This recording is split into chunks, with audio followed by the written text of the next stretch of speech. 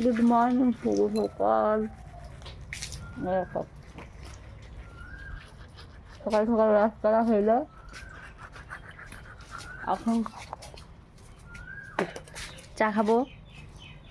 কদিন ধরে আমি ঘরে ভিডিওটা না, আমার দৃষ্টি সব ডাউন হয়ে গেছে, তাই আজকে একটু ভিডিও করলাম ঘরে দিয়া। সকালবেলা বাকিরা আজকে ভালো লাগে না।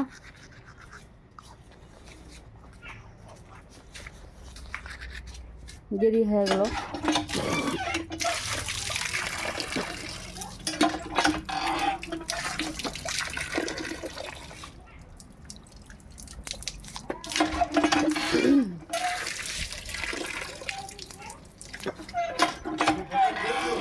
হ্যাঁ, না না হয়ে গেছে।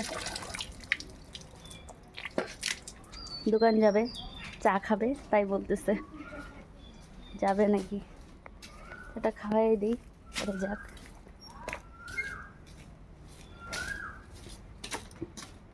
আজকে সেই ঘুমাইছি। কতদিন টেনশনে ঠিক মতন ঘুমও হয় নাই বাবুর পাটার জন্য।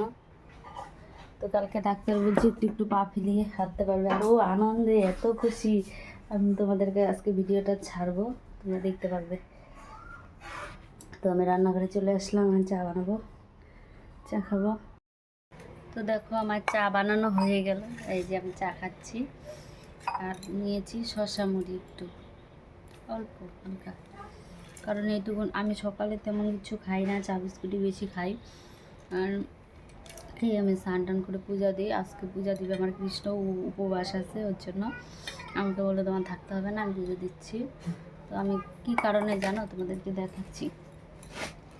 এই দেখো, আমারও শরীরটা বেশি ভালো নেই, ওষুধ খেতে হবে।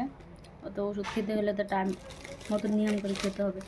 আমাকে কত ওষুধ দিচ্ছে, ডাক্তার দেখিয়েছি, আয়ুর্বেদিক ওষুধ। এটা ওষুধগুলো খুব ভালো, অল্প কিছুদিন খেলেই কমে যায়।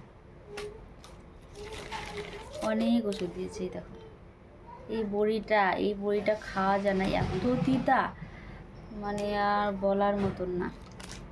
যেমন দেখতেও তেমন গুণ, এত তিতা, সারাদিন বোঝা যায় তিতাটা কেমন, গলার থেকে নামেই না, খাবার খেলেও তিতাটা নামে না, এত তিতা। তোর জন্য এই ওষুধ খেতে হবে, জন্য আমি যে মুড়ি খাচ্ছি, ওষুধটা খাবো। ঠিক আছে, রান্না বসাবো, রান্না করে বাবু পড়তেছে, মামাম পড়তেছে, ওদের পড়া হলে খাওয়াবো, চটাপট রান্না করি। ওরা দুধ বিস্কুট খেয়ে পড়তে বসছে।